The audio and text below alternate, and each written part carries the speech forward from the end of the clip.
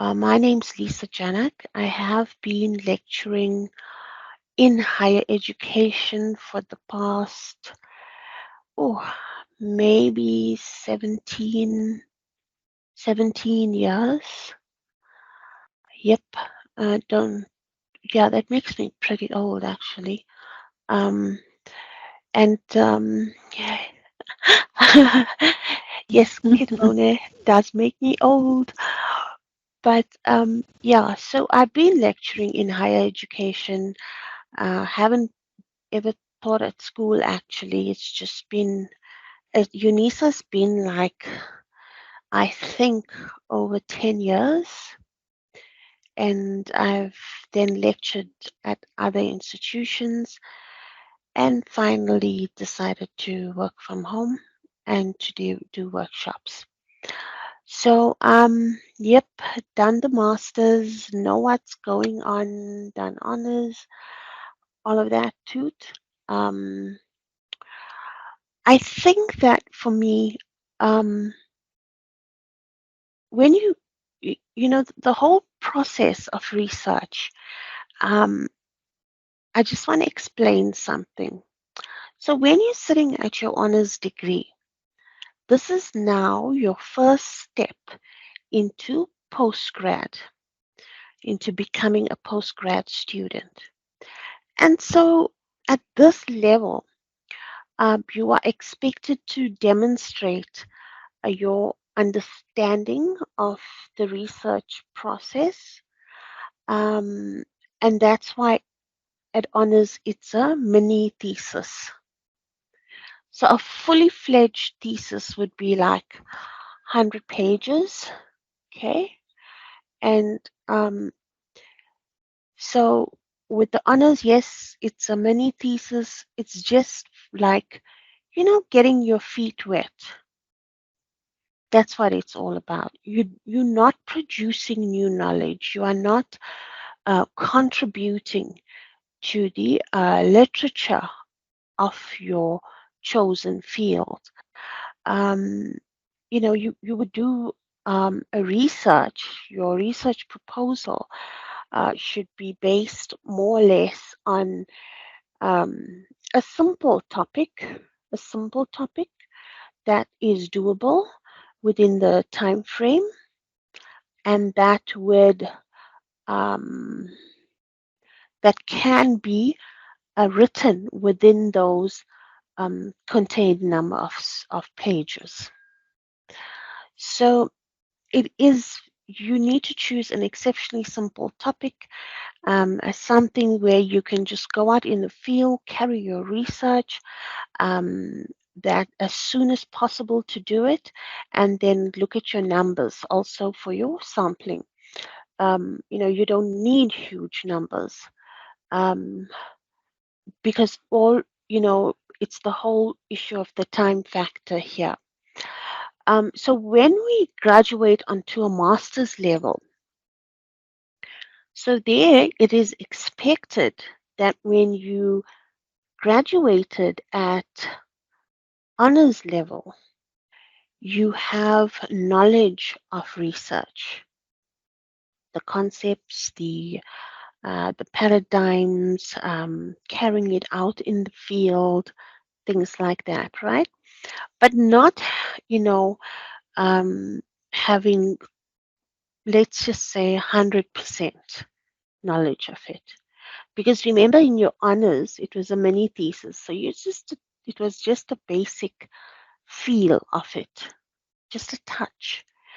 So at master's level, they do not expect you, again, to produce research that will contribute to, again, that body of literature of your niche area.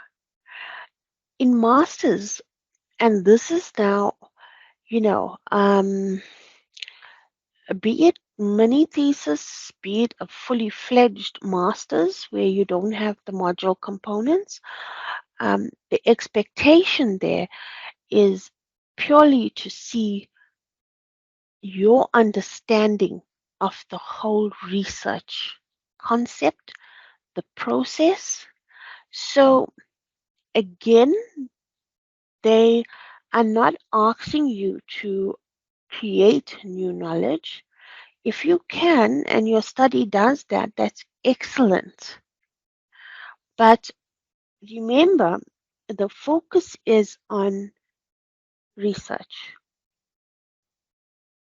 It's, you see, when we write that research proposal and we have those different headings that we write about, so then your master's, you're going to expand on it.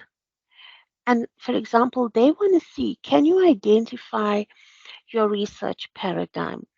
Um, can you tell the difference between qualitative, quantitative research? Because now you're going to state whether your research is going to be quantitative, qualitative. They also want to see if you understand um, the the research method, or if you understand how to collect your data, how to analyze your data. So can you see now they're looking at the technique of it. And then when we graduate to the PhD, over there now, it's assumed that when you finish your master's and you passed it, it is taken for granted that you are well aware of the whole research concept, everything. And so now the difficult part with the PhD is they want to see production of new knowledge in your field of study. So, in a nutshell, right, that's what it's all about. Um, can I just find out who's using the Harvard reference method? Who's using APA? Hi, sorry. Can I just jump in from my side? So I think there's a little bit, at least from my side, some uncertainty in terms of which method to use. Mm-hmm. I know certain universities prefer certain methods or require students to use certain methods. That I think at this point, probably because it's the first year my master's, that really Mm-hmm. hasn't been communicated in terms of which method we would be using. So I'm not too Ah, sure if UNISA just has a general method that they apply, or there's different schools within require different methods to be used. yeah, Avishka, that's a good question because I know that the different schools have different layouts for their research proposals, and their referencing style, is specific to that school.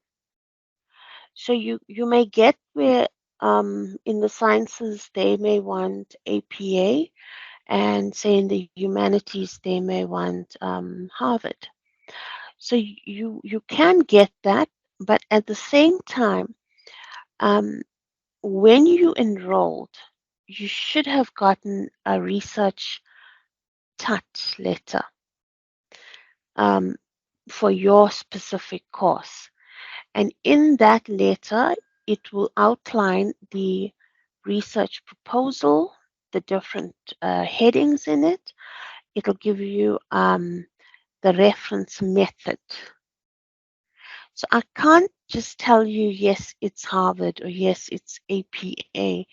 Um, I think that, and this goes out to everybody, I think that before you start a writing, okay, or start using a particular reference method, you need to check with your faculty.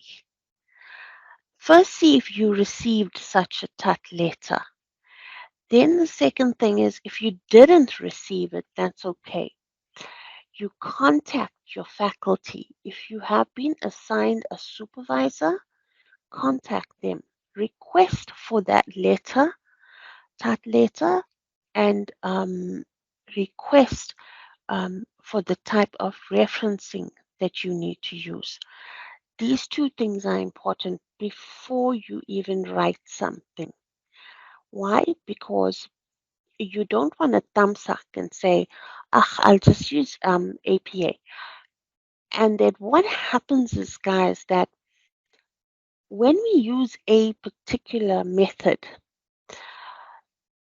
it becomes like ingrained, and that after a while, it just becomes second nature where you just know, I need to put a full stop, I need to put a comma, this needs to be in brackets. And so, what happens is that you now train yourself to work within that method, reference method. And then, when your supervisor looks at your work and they go, no, not APA, you're supposed to do Harvard. Here's where the problem kicks in. So then you have to learn Harvard. And given the pressure, right, of this whole studying, given the type of degree you're doing, you're balancing um, your social life, your work life with your study life, all of these things that's happening to you at this given time.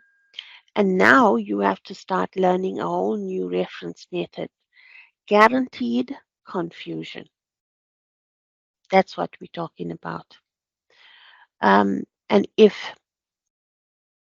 to put it bluntly, if you mess up with your referencing, which is the heart actually of your academic writing, your thesis, then you're going to be like shooting yourself in the foot because you're opening yourself up to just losing unnecessary marks. And at this level, when you're doing a thesis or mini thesis, you need as much marks as possible because sometimes it could be the issue of needing one more mark just to pass. Also, you must remember, um, in order for you to enroll for, if you study study masters, in order for you to enroll for PhD, they require a certain percentage. Likewise with the honors. So you need to think about this. Just passing on the dot will not gain you entry into the next qualification. And they stipulate, I think certain universities will tell you it's a 60% that you must have in your master's in order to gain entry into the PhD. And it just, um, yeah, it's not a one universal requirement. It depends on the institution that you are studying at. It depends on the faculty that you are enrolled in. Um, so please, I'm begging you, master it from now. If you were doing your assignments also, you would have had to do referencing. Um, so can I just remind you to please just check with the faculty before you start writing. Um, and then when you do know, um, I've said to students in the last workshop, please do not buy books on referencing, dated. And not in the sense where the whole structure is revised, you know, but it's these little things like last year we used brackets. This year we're not going to use brackets. Um, they still keep the same format, okay? But it's these little things. And this is where the marks count. And you may think, who's going to look at it? All of us think like that. Who's going to look at it? And the person assessing your work looks at it with a fine tooth comb. Also, you must remember that they know this method. I think they can even do it in their sleep. So it's obviously someone who is an expert in that already. Um, so, like I was saying, do not purchase any. So, even if I want to access it using Google, I got to be careful because there'll be so many versions up there. It'll populate maybe one from 2020, 2021, 2022. You see? So, again, liaise with your faculty. And then what I would do is you would use the latest version of the method, the reference method. So type in 2023. And I saw a huge gap, a difference when I did this deliberately because I wanted to see the change. So I was looking at Harvard and I went onto Google and I typed in Harvard referencing method 2019, right? I opened that PDF. Then I looked at 2021. Opened that and then looked at 2022. Now there are differences. There. It's in the formatting. So then I decided, okay, let's do 2023 and voila, that's your latest version. Okay. I do know that UNISA has its own Harvard reference method. I saw it, yes, when I Googled for that Harvard reference method. One of it populated a response where I saw the UNISA one. So again, because it says UNISA doesn't mean that it is the latest. So you need to again check with your faculty and your supervisor. Okay. Um, so guys, we're going to tackle Harvard reference method. And then when I see you on Wednesday, we're going to tackle the APA. And then on Friday, I want to start within looking at the research proposal, right? Part one, where we look at it in detail compared to what we have done. So if you know you have to do a proposal, I would suggest you attend these sessions. And maybe, if you want, just start fleshing out, like,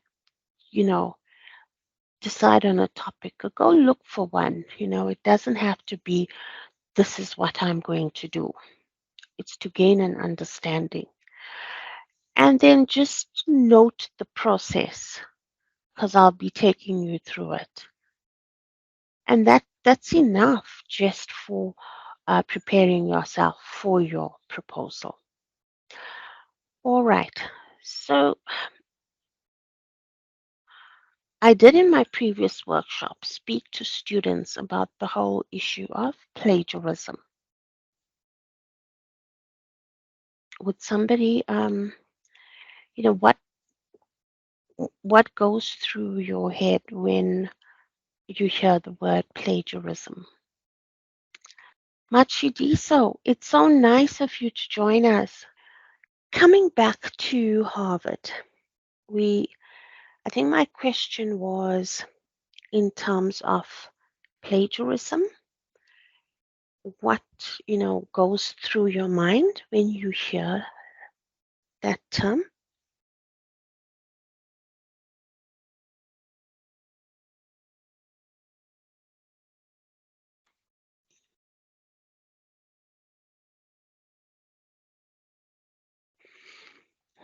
Nobody? And then maybe someone else wanted to without referencing. Yep, referencing. Referencing will be the way, one way to prevent plagiarism. So, guys, basically, um, okay, I just want to bring up my. So, going back to the issue of plagiarism, in essence, what plagiarism is all about is um, theft. It's basically uh, theft of words, it's theft of ideas, okay? And the way to, um, you know, to win against this is correct referencing. So it's like somebody walking into your office and you're standing there and they just go in, grab your laptop, and they're out. Now, that'll constitute to theft because you didn't give your consent. Likewise, plagiarism is theft of words. It may sound funny as I am saying it, but this is serious, serious business. Um, there are higher education institutions being audited specifically for that. And I think there were several institutions that engaged in plagiarism. So it could be a poor supervision where the supervisor doesn't pick up the plagiarism, things like that. Or, you know what, the students themselves do not know how to reference in order to avoid uh, plagiarizing. When we come back to plagiarism, guys, I have heard of people having their degrees revoked because of it.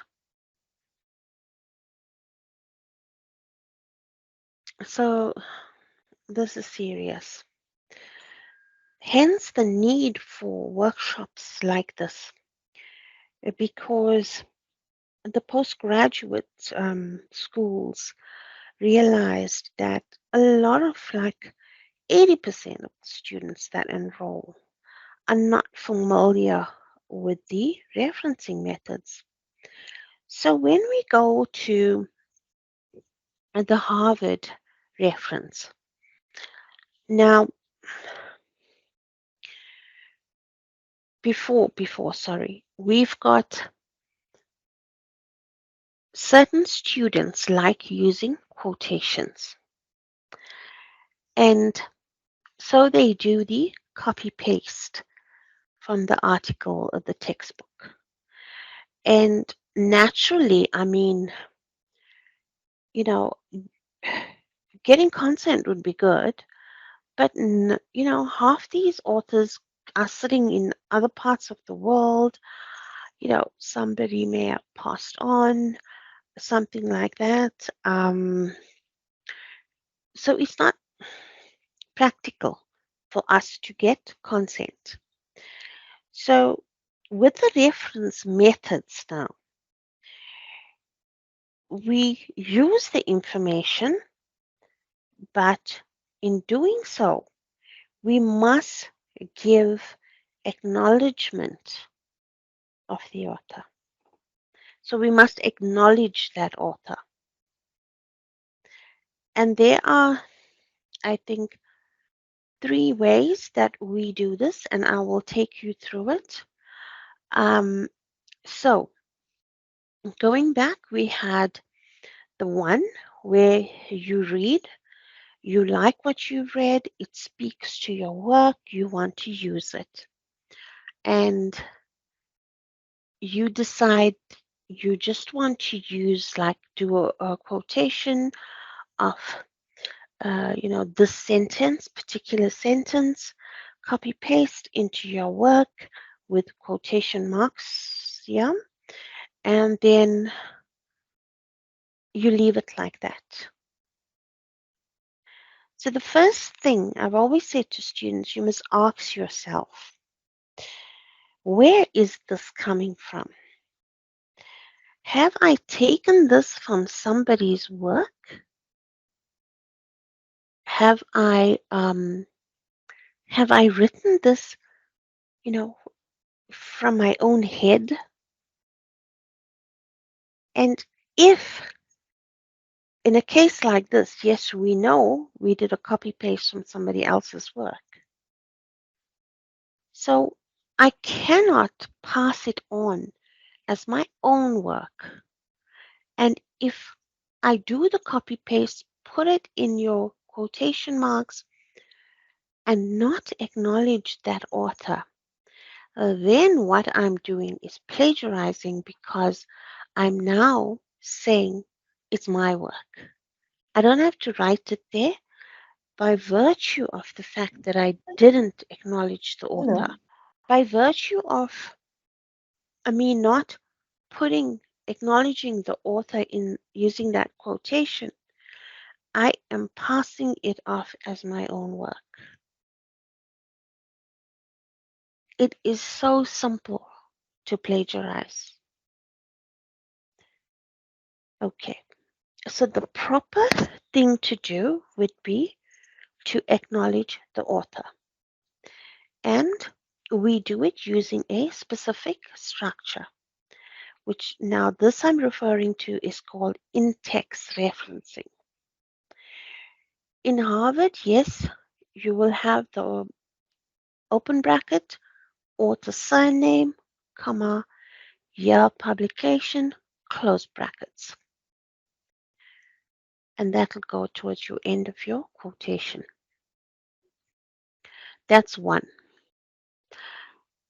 Also, on the issue of quotations, guys, don't use it. My advice is stay clear of it because, um, I know that you would, having been there also, I know that when you're writing in and you want to use, a good quotation at the beginning of your chapter, for presentation's sake or for so that it shows a level of professionalism um, in your academic writing.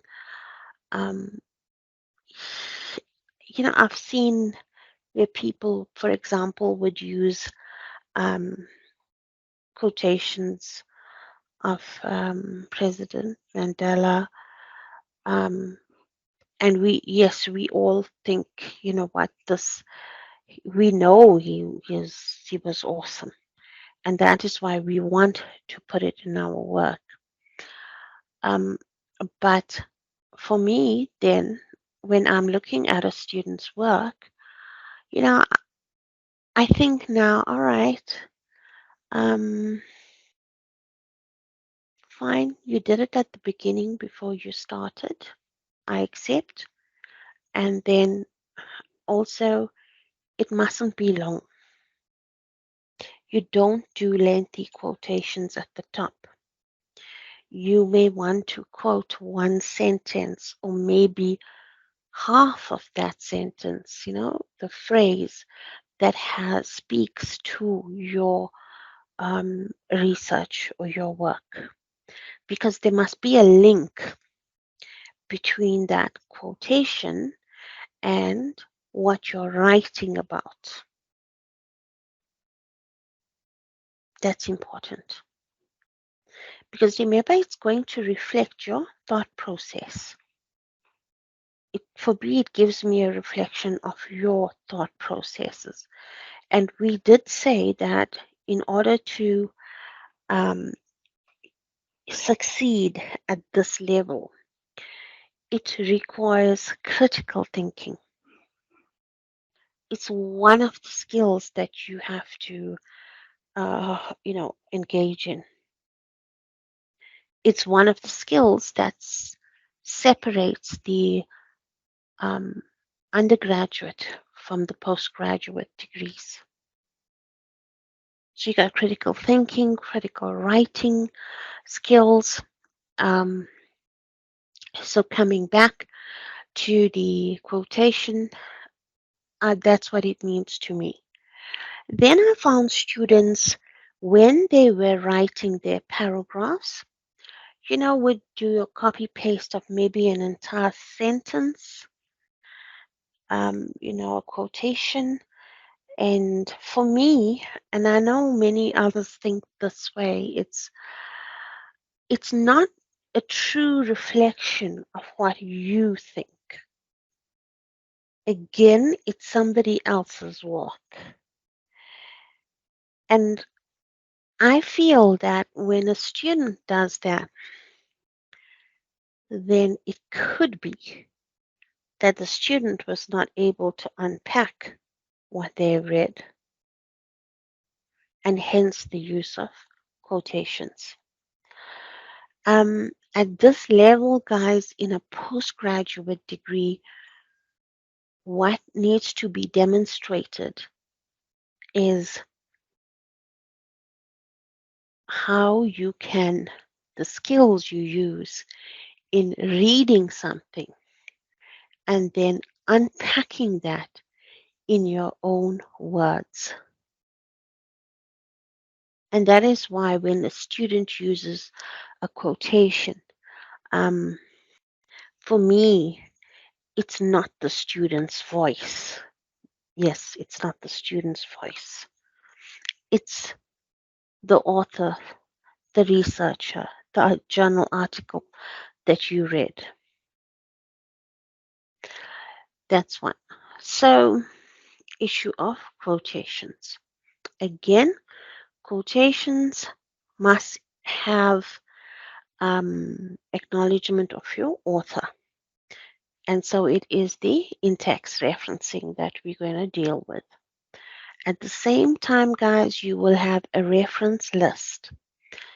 Every time you use an author in your work, you go immediately and you do the full reference in the reference list. Then the other part is paraphrasing. So paraphrasing is basically where you read the article and you decide, okay, I think that, paragraph number 3 in the article, is very interesting. It's linked to what I am doing. And so you would like to use the information from there. Again, you need to ask yourself, is this coming from me or have I read it somewhere? The minute the answer is yes to I read it somewhere, then what are we doing? We are borrowing the idea from that author. So when we borrow the idea, okay, and we rewrite it in our own words, paraphrase it, if we do not acknowledge the author, once again, you are then creating the impression that this is your own work. hence committing plagiarism. So the way out again is to acknowledge the author after you have paraphrased. Um, I would, I would suggest you just stick to paraphrasing because it entails you having to read the original and understand what is going on there and then putting it in your own words. So now what happens is your critical thinking skills are able, as a supervisor, we'd look at how you unpacked it in terms of critical thinking. So that's where, the assessments lie. So again, remember, it's a borrowing of ideas here. Paraphrasing is you're borrowing the idea. Quotations are you're borrowing the exact same words. So when we paraphrase, again, to prevent plagiarism, we then need to acknowledge the author. That's all. Acknowledge the author by in-text referencing. Go to your reference list, do the complete reference. And that, guys, is in a nutshell, is the reason for using the reference method to not commit plagiarism. And the second thing is we use this reference method, a particular reference method, because it is benchmark with what is happening internationally. Because when you will, after you've finished your thesis and then you've graduated in your degree, you can then write articles based on your thesis. And people normally turn out like five to seven articles just from their completed thesis. So now the world of academia is huge, huge, because it lends itself to within Africa, but also internationally. Think about your sources that you are reading. Evaluate it. See how many of them are from other international countries. How many are from Africa itself? And 9 out of 10 times we are reading work published by the UK, US, things like that. So we need to be abreast with what methods they are using also. And also, more importantly, the methods that other universities are employing. So that if you decide, I am going to study at University of Pretoria for my next degree, and if they are employing the Harvard method, then it's a win-win situation for you. So that's so much for the Harvard method and plagiarizing. Always ask yourself when you are writing, whose words are these? If they belong to somebody else, then you must acknowledge the author. And then you paraphrasing. Again, you need to ask yourself, Are these my ideas or is it somebody else's? And yes, it's somebody else's. Then you acknowledge the author. It's just those two things. Keep that question there. Is it coming from my head or is it coming from somebody else?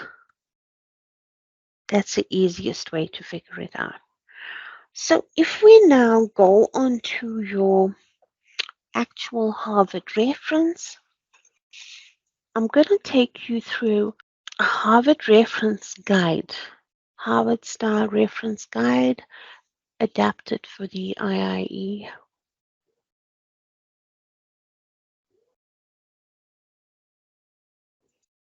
Thank you. Awesome. Um, okay, guys. So the reason why I chose this is because it's very user friendly. Its setup is excellent. Um, when I was lecturing in the IIE institutions, I use this all the time with my students, and my advice to them was, when you are writing, you need to have this document open or printed, whatever. And the reason being is, um, you know, you got to keep consulting this document. I was talking about this guide, and I chose it because, um, like I said, it is very user friendly, and setup of it is excellent. Um, it tells you exactly how to do the in-text referencing and how to do your the entry in your reference list. It even guides you on how to um, use the author when writing. So, and it's for the IIE. So you can even, access it online actually. You should do that. Okay. So unfortunately, I won't be able to upload this for you. But like I'm saying, you can Google and you will get it. Okay. Um, because if I upload it, then I'll be committing plagiarism. All right. So if we go back to the guide, um, table of contents tells you exactly, you know, the different sources that you would use, everything there from your books, one author, moving onto a journal article. Yes, that you have to know. So you have to know the books, how you're going to in text reference and complete the reference in your reference list, the journal articles. We use, if you're looking for information on Google and you come to reputable, right? Reputable sites, and the information is, you can see, authentic, and it's not anecdotal or written by a junior, somebody who hasn't had experience in the field that you're studying, things like that. So you will find websites where there is authentic information, especially when it comes to the research methods. And here we need to know, when we use the information from the website, how, do we do in-text referencing, and how do we construct the complete reference in the reference list. So yeah, you've got your newspaper or magazine article, but I don't know, for this, for postgrad, uh-uh, journal articles, websites, um, you may want to include YouTube, blog articles.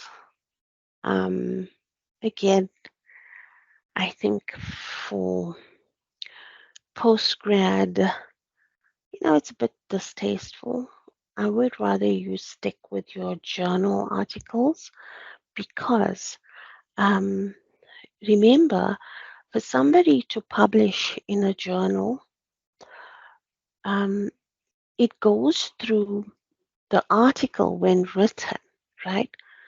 Goes through several pairs of eyes before the the journal accepts this piece of work, which means that it is being scrutinized. That's what it means. It's being scrutinized till perfection, and then only will it be accepted and published. So it's a very thorough, rigorous process, which means that, the information presented is also very thorough. It's very authentic, and um, it becomes trustworthy for us to use in our studies. Yes, you may want to draw on tables. You may want to use diagrams from other authors, pie charts, things like that. Um, Definitely at this level. So again, it tells you, how to in text and how to reference completely. Your tables, diagrams, interviews. Yep, interviews, conference proceedings. Now that's the other place that you should look at, guys, because it's actually excellent because now that's going to be and you look at the year, all right, and that's going to be actually the hottest information, the latest information, the latest studies that were carried out. Um, yeah, your white and green papers. Sometimes you may be defining a term.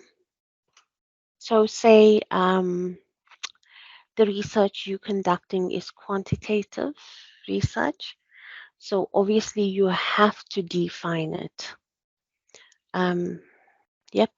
How do you, again, in-text dictionaries, module outlines, module guides, from your learning material in itself, okay, because these are all authentic and trustworthy sources. And the list just goes on. So, what I wanted you to see, and why I was saying this is user friendly, is that it's done so beautifully. If you look at the headings, you have your source.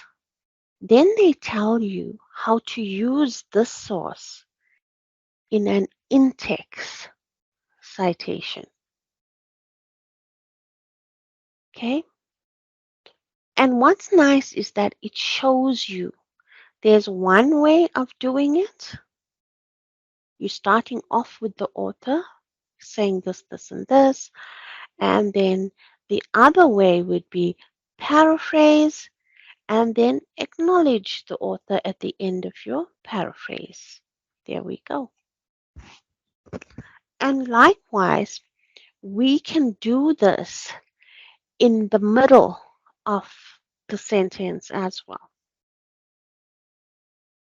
At that particular part that you paraphrased.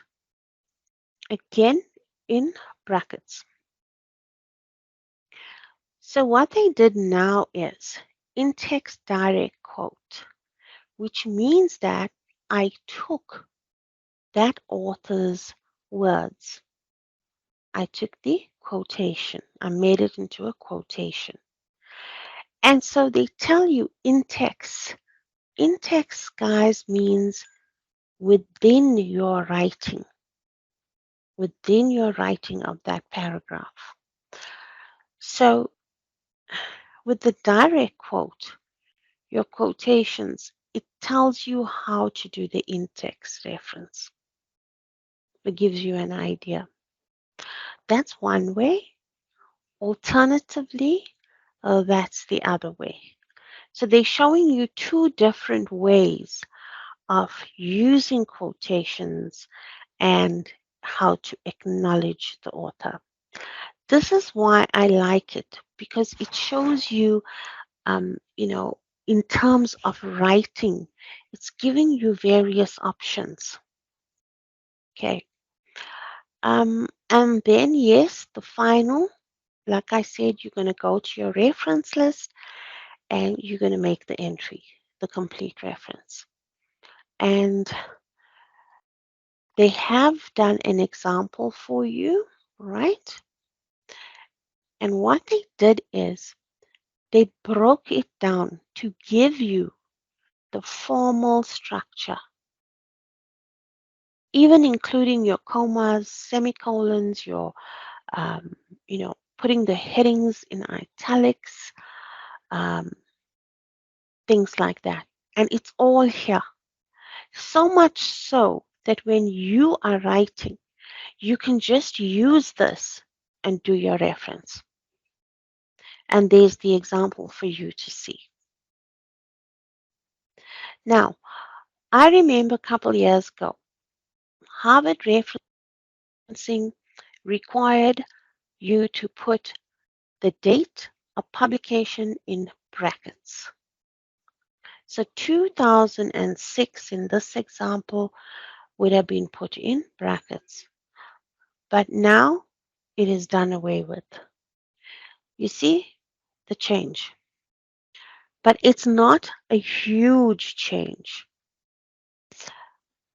So yeah, so it takes you through, if you're using a book and there's only one author, how you're going to write it. Two authors again. The one way of doing your in-text reference in a paraphrased, right? The other way, they gave you a note here. When the reference forms part of the text, when referencing, the use of the ampersand is not permitted. As in the example above, there's it. Yep. However, when the authors are not used as part of the text and in brackets instead, you can use it. So what they are saying is that because the author is within the brackets, we can use it, right? And there's your example. But if we remove the brackets, okay, like in here, by the author, there's no brackets. If we remove it, then we have to write out the word and in full. So it's these little things now that you need to, I would say, master. And remember, I told you it's minute changes, but significant enough, that you must remember. So that's your example. They give you the note, which is excellent because now, I mean, um, be honest with me. How many of you right now knew about this?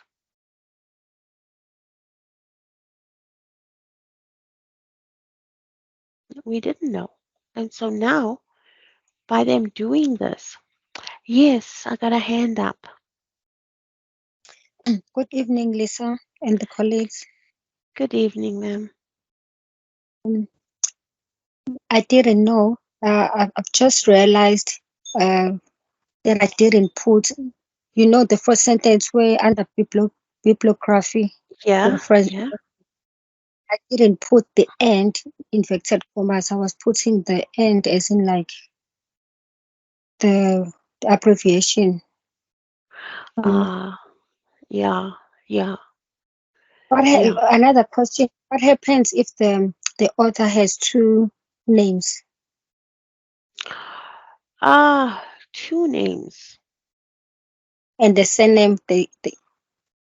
Yeah, Do you put? remember whenever you are working in within your writing in text, we use only the author's surname. And then when you do the entry in the reference list, then we would use the author's surname followed, if you look at this, surname followed by the initial. Yes. What if the author has two names, a surname and two names? Do you put initials for each name or only one name? No, you'll acknowledge both.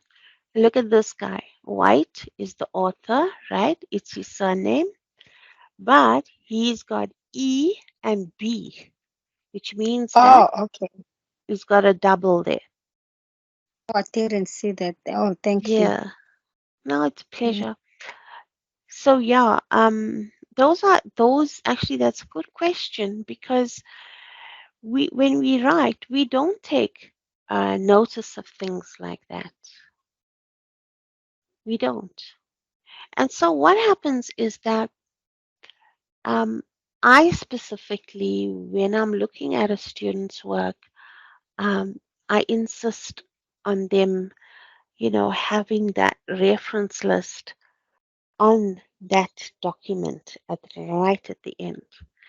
And so as I'm reading and I come across an in-text reference, I immediately scroll to that reference list and I need to see that in-text reference being referenced within that reference list. And yes, if it's not there, then question marks are raised. Immediately as a assessor, you become, um, you know, you become very vigilant now because the student doesn't understand it. So you mark it with an extra careful eye. So you don't want that to happen to you because you actually don't need that. Um, so yeah, and then if in the in-text reference, the student, for example, if I look at this, um, the student did this. So when I'm reading it, I know this is two authors, right? And I go to my reference list to check the entry, and I see the student just only put this author.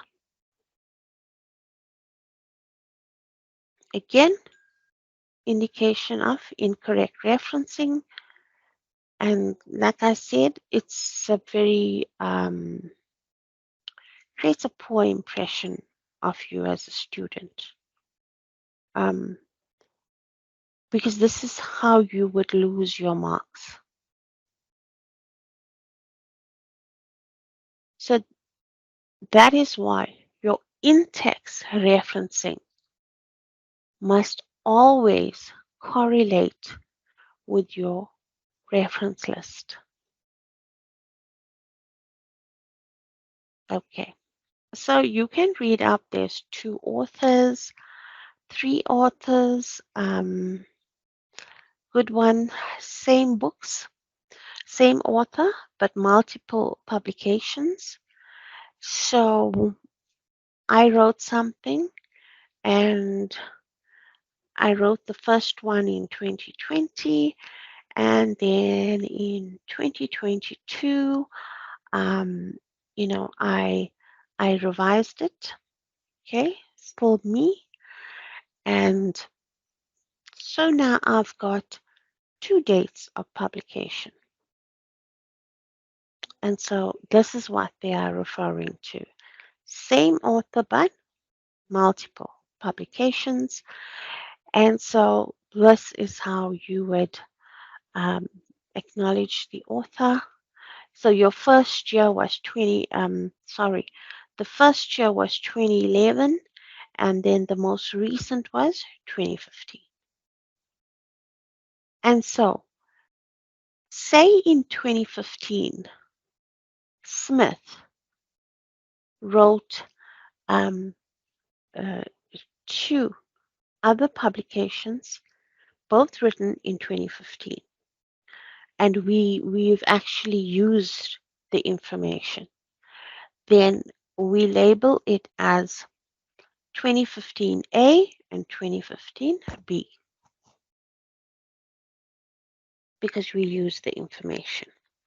And these are the 2 publications from the same author within the same year. So this is what it's talking about there. And if we move on to the reference list, yeah, there's the one.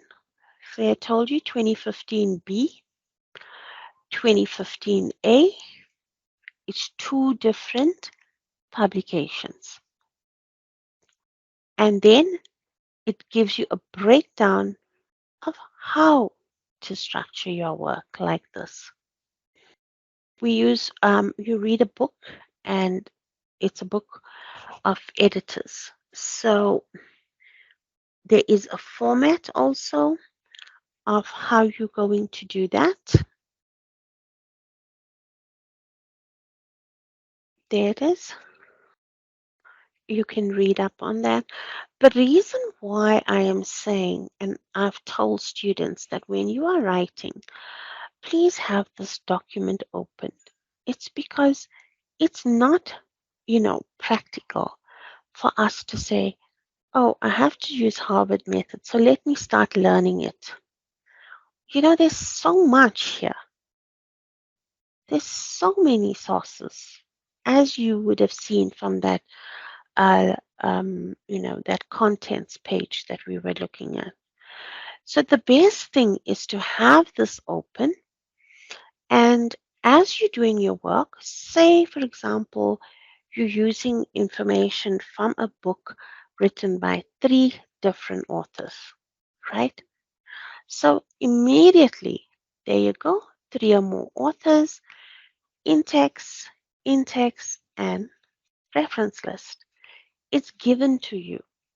And the beauty of this is they give you examples. And by note, they're bringing your attention to things that are absolutely important. Absolutely. That would impact your understanding of it. So again, you read this to get a general understanding so that when you're writing, I need to look for this. And then you just follow what's given. Okay? Chapters, right. Now you're going to notice that you have access to the UNISA online library. Okay. Which means that you can get a whole host of information just by navigating on the online library system. And if you did it, you will notice that there is a section for ebooks, right, that UNISA has made available for its students.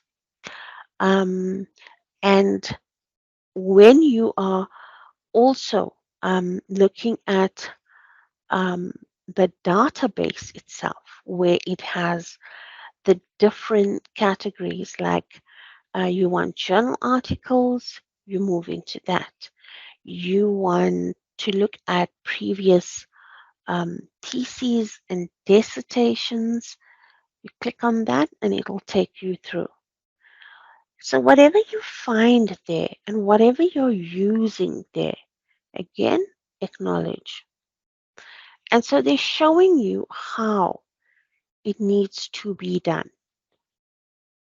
And, you know, websites like I spoke to you about earlier on, you'll see when you're writing, you would use that, you'd get your information from different websites. In terms of that, guys,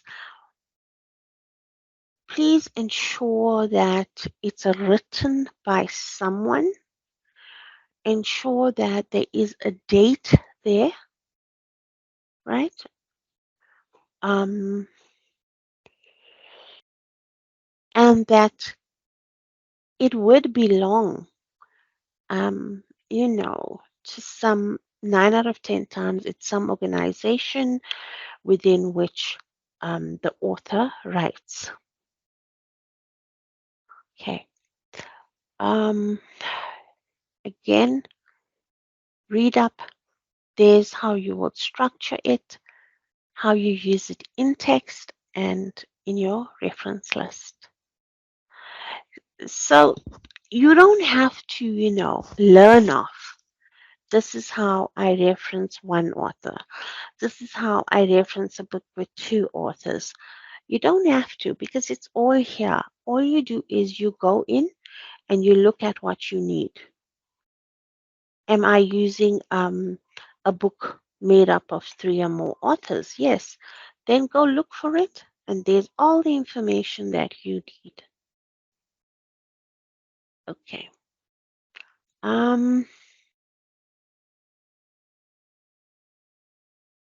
Poem from a book or a website. Particular way, there's a particular reference format. Okay. This now for me would be absolutely important, because a large number of your sources, right, would be from journal articles. Because remember that the journal article would be the latest production based on your research topic. It'll be the latest research carried out. So I've said to students, keep your, when you are reading, right, when you're reading, doing your lit review, keep it to the last 3 years or 4 years, okay, so that we get the latest information. And then what I also asked them to do was, please consult your faculty or supervisor to ask them, how many years should they, backdated, could you use sources from? Some may say only the past 5 years. Some may say only the past 3 years. So you need to know that, because you're not going to go, for example, past the last 5 years and read up there and then put that information in your work, only to be told you need to rewrite and use more recent studies.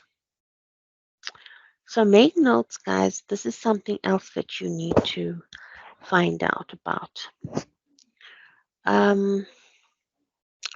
Yep, so your journal article, again, we start with the author, year of publication, and these verbs, there are so many different ones that you could use. So in this case, Spall argues. You could also say Spall proposes. Paul suggests. I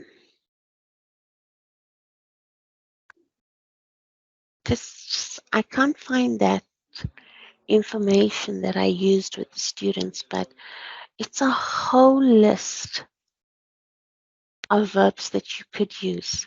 And actually, you can go onto Google, right, and check for this, and it'll populate for you all the different verbs that you could use. Instead of saying each time when you're writing, Janak argues. Again, the next paragraph, Janak argues.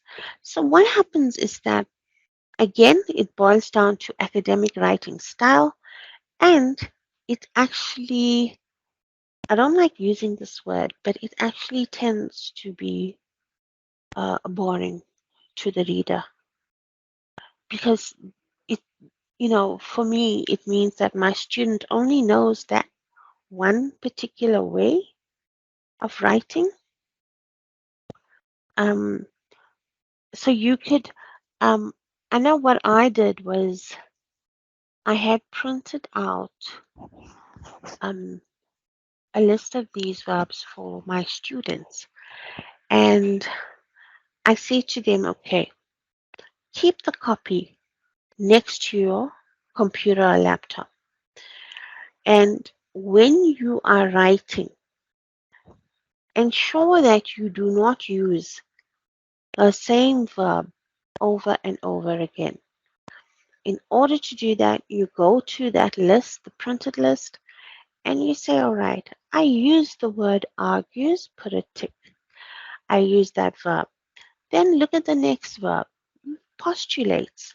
Say that's the next verb. Haven't used it, let me use it this time. So what happens is that your writing becomes more engaging. Yes, I see a hand up there. Can I take you back to the referencing the website? Yes, yes. Yes, I've noticed some articles they don't put the author's name, but there is a date. Yeah. Yeah, but Yes, you're going to get in that. case, Hello, Lovey, you're in that breaking up. case, oh, okay. In that case, how do you reference without an author's name? Yeah. And then you also Can you? notice there's an author, but there's no date of publication. Mm, So again, now they are specific. Remember, I said to you there must be an organization, that the writing is from.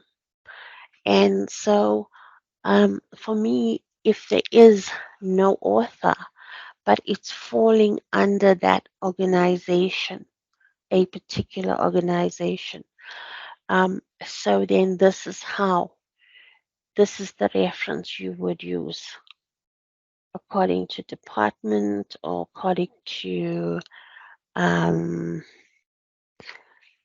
the mental health institution, something.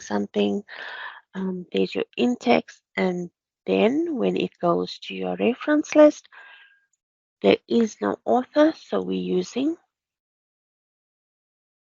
organization. There's also another way. So if there is no date of publication, you're going to find a lot of the times that is the case, right?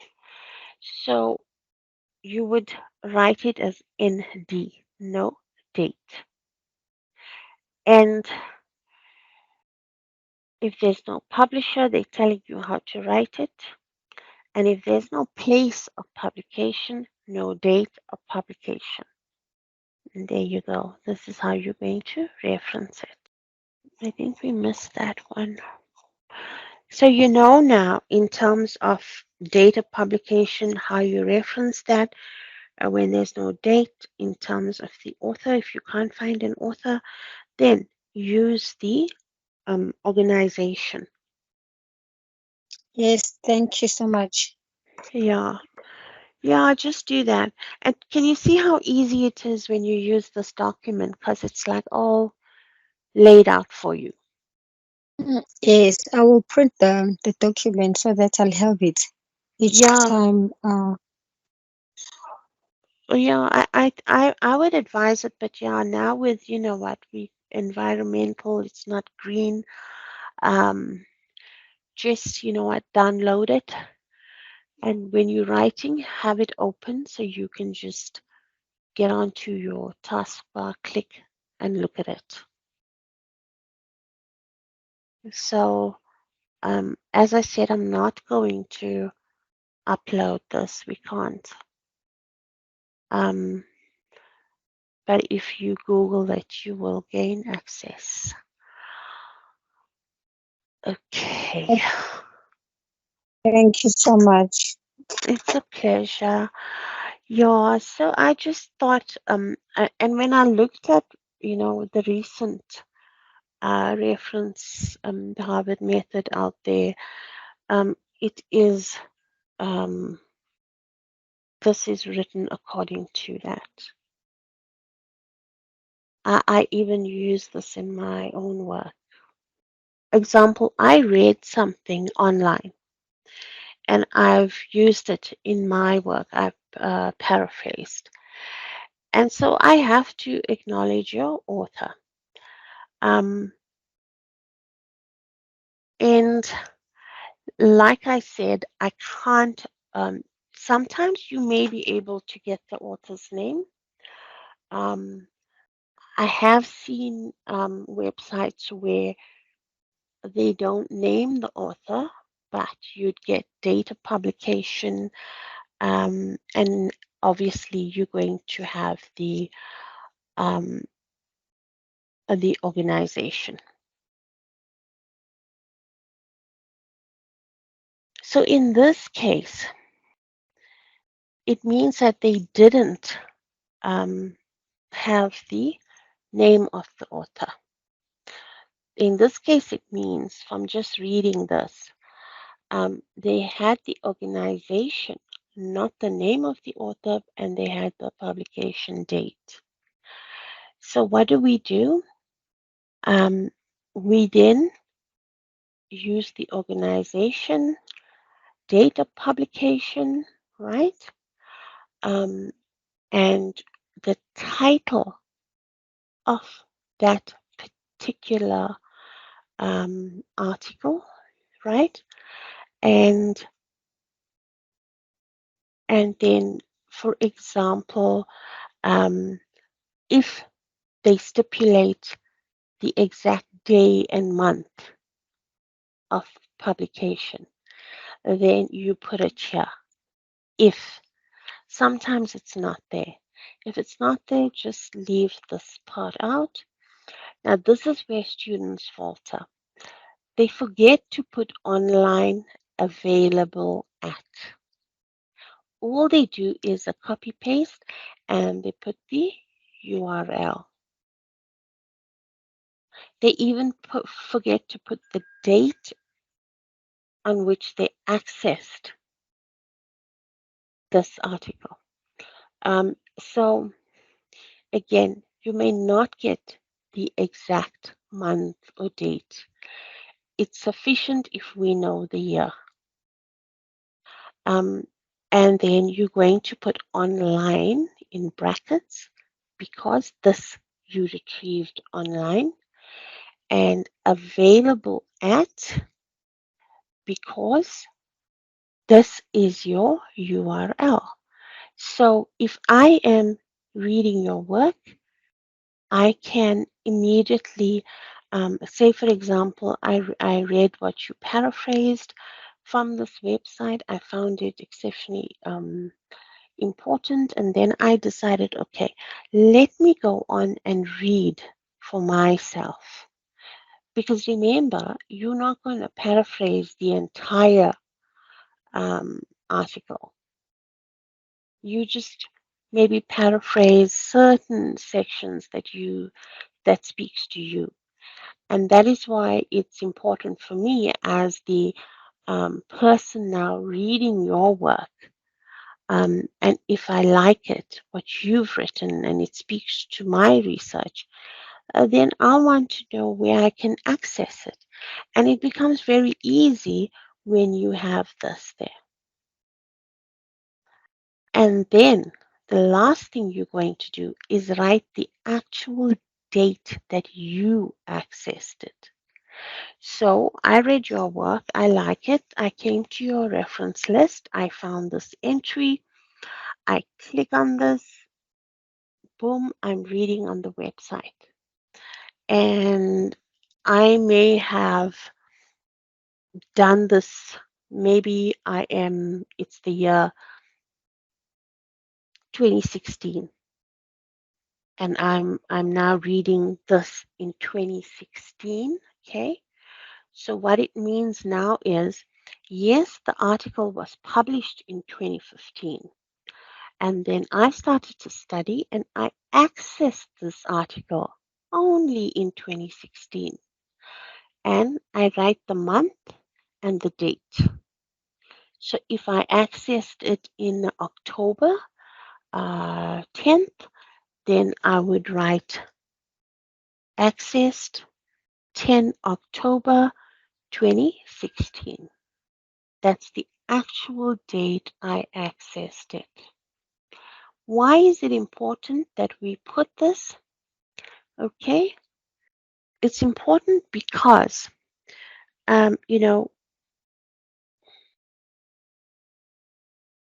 somebody who's decided to read this, all right, and maybe it's, you know, they also say, for example, it's 2016 they study, and they also want to read up on it, and maybe the date that they, you know,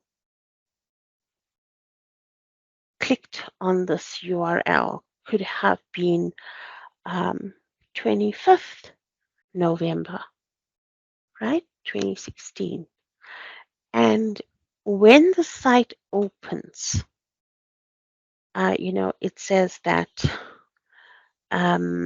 page no longer found or something, right? Which happens.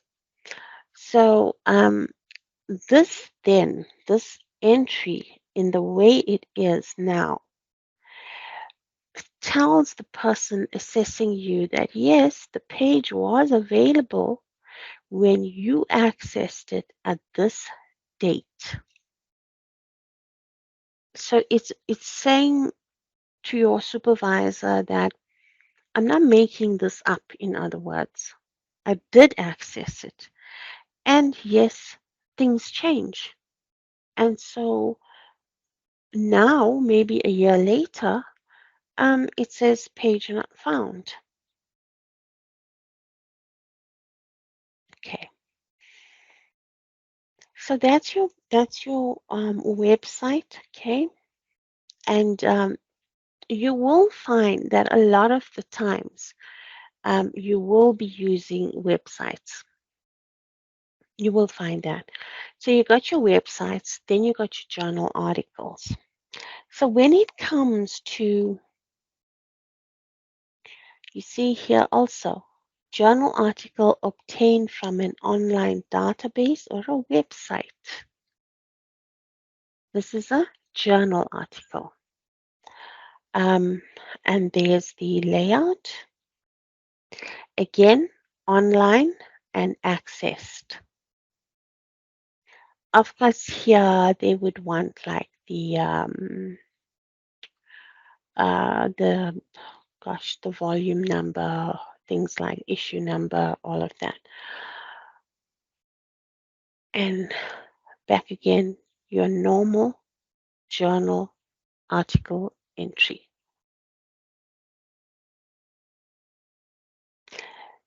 You see, say for example, we used one author from a book now. Sorry, the book is written by one author. So when we are doing the reference list entry, we would put the title in italics. But when it comes to journal articles now, the title won't go in italics. It is the name of the journal that goes in italics. So it's International Journal of Educational Development. If you look at that, it's put in italics.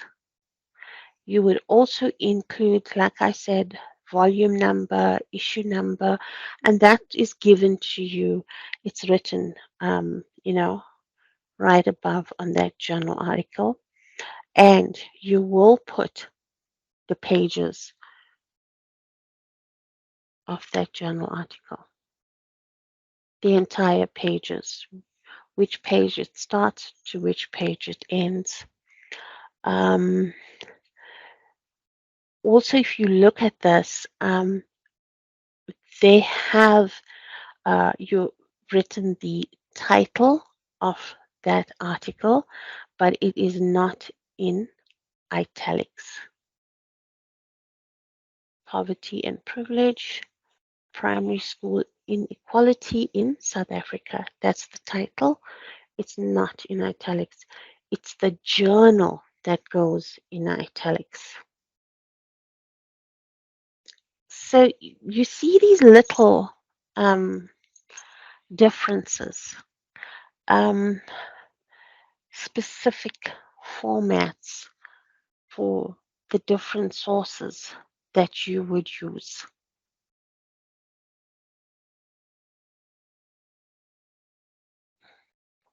I think if you have time, just give it a read through. Just give it a read through so that you can possibly just obtain a general overview of how this is done, like a bird's eye view. Okay, so we've got 5 minutes left before the session ends. And on Wednesday, we'll be looking at APA, same time. And on Friday, we're going to start scrutinizing the research proposal. From Friday, it's going to be in depth, in other words. Yeah, do you guys have any questions for me? Anything you need, that you don't understand, you want me to explain? I'm good. All good. Okay, awesome. Thank you, Lovey. Thank you. All good. And if you all are good, then I am good. Thank you, Kitty Bonnet. All right. So, to those of us who are new here, or just joined us for the first time, I do offer services to honors, masters, and doctoral students, like editing, formatting, looking at structure, looking at information, what you chose to put in, how you wrote the lit review, your methods, and specifically the research methods. It's just a whole host of services. And if you require it, okay, you can just email me. I'm going to drop my email here. Okay. And just send me an email requesting for the list.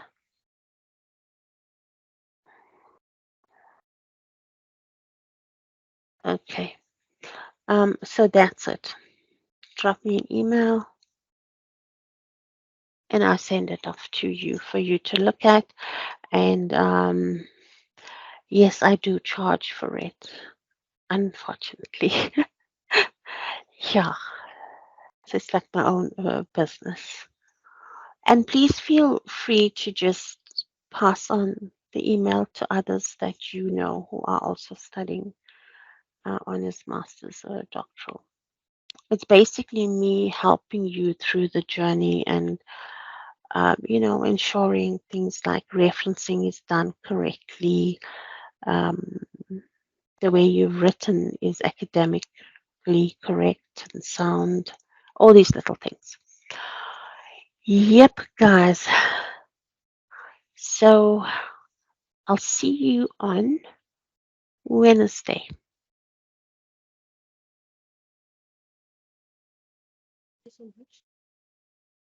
Okay. Thank you, guys. Thank you for attending. Um, and I just hope I haven't confused you any further and just helped you understand more. Okay. So, yeah, I guess on that note, good night. I think on that note, we're all just going to say good night. Okay, guys, see you on Wednesday. Bye. Thanks. Bye bye.